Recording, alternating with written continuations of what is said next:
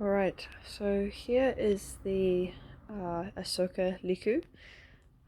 I dremeled it down a wee bit last night, so you can see I've got little spots here, and I've kind of got some areas that I need to work on again, so little dots and stuff here. So I've got my extra tub of foam clay, and I'm just going to work away and put little patches on where it's thin and where there are kind of gaps in there. So there's a big gap here at the back. And then let that dry before I Dremel it again, and then I will get started on the PVA gluing. So foam clay step is almost finished.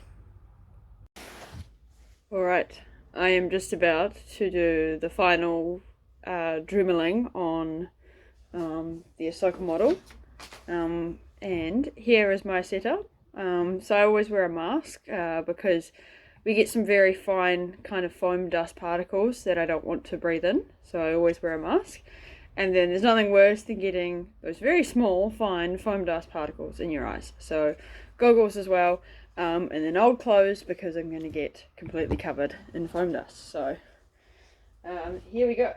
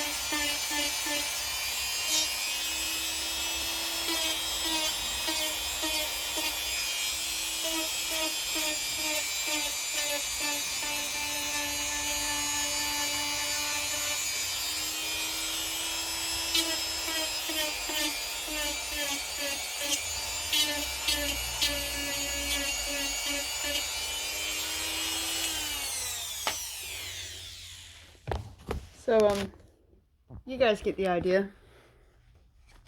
I'm gonna probably end up doing this for hours and hours, but I'll just flip my camera to show you what I'm up to. So I have already done a full Dremel of the full model. That's why you can see these little white bits. I'm not too worried about them because I just run my finger over, and as long as it feels smooth, I don't care if I've got little bits there.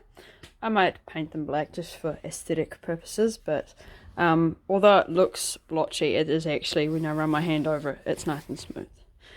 And then you do get bits when on the first Dremel where you have like indents and bits that aren't smooth, so I've built it up in areas. So this is dry foam clay, but this is kind of a patch that I put over top of quite a big hole that was under here.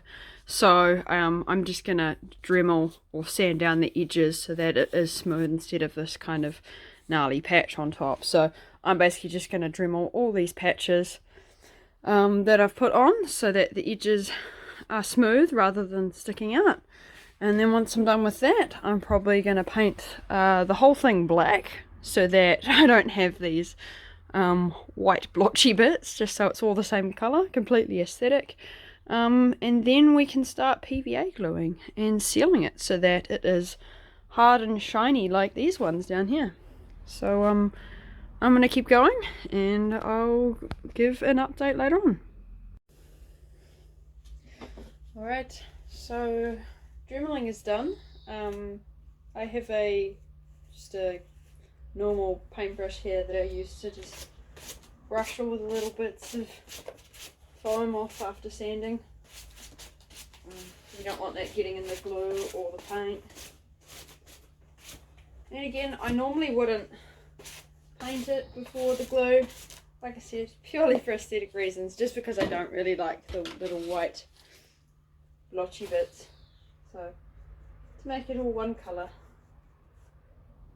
I feel like the acrylic paint maybe also adds a layer of smoothing, so maybe it will help as well.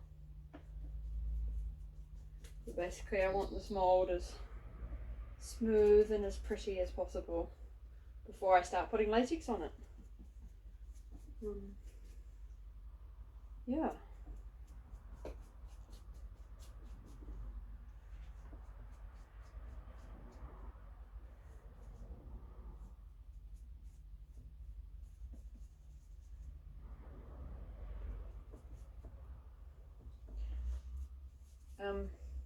The type of glue I use for sealing the moulds is just a PVA glue, so a wood laminating PVA glue. And the reason why I do that step is because the latex will soak into the foam. So foam is porous, so it has like little holes in it. And basically you have to seal the foam before you put stuff on it. You can heat seal it, but I prefer to seal it with a glue. I feel like it just works better. I probably could heat seal it as well. It probably wouldn't hurt if you were making your own foam models. Heat sealing it would be alright to do.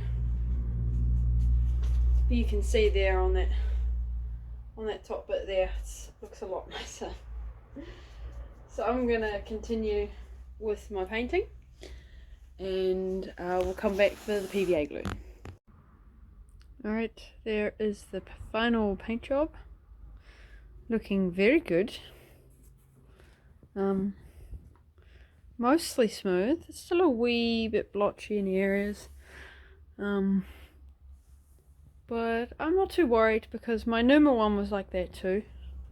You can see here that it's a wee bit lumpy in areas. Not 100% smooth. But then with the toy filler,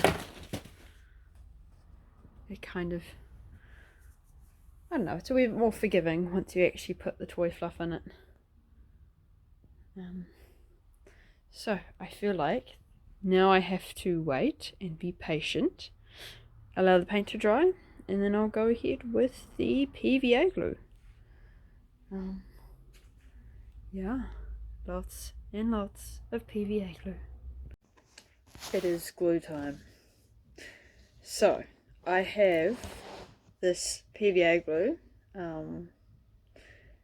Says suitable for paper, cardboard, wood, fabric, home, school and office use. So I literally just got it from a stationery shop. I feel like actual wood glue from a hardware store would probably work better, but this was cheaper. So I just have it in one of the empty foam clay pots actually, which is helpful.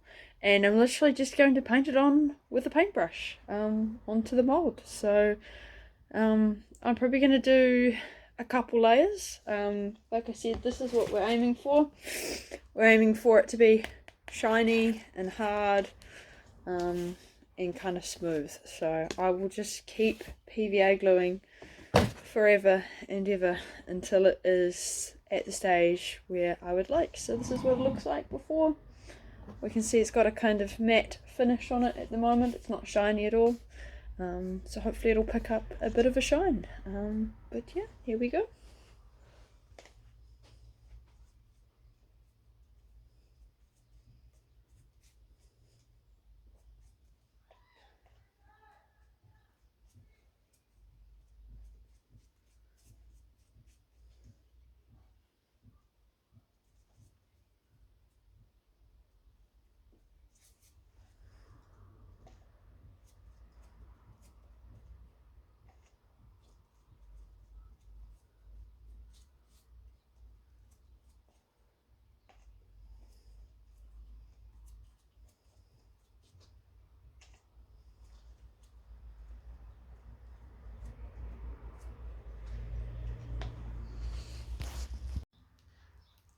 Hello.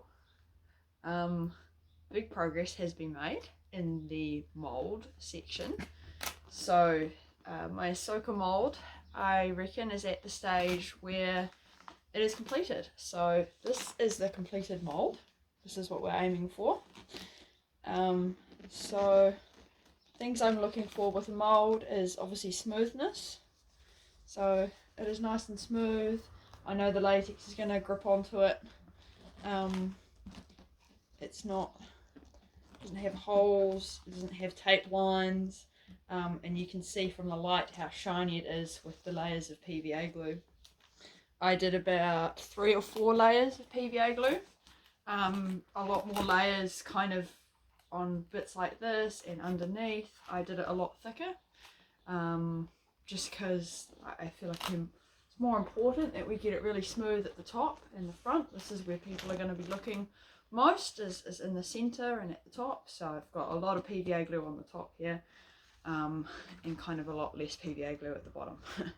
So yeah, it is the PVA glue, the dremeling kind of all finished. Next step is lots and lots of latex. Yeah,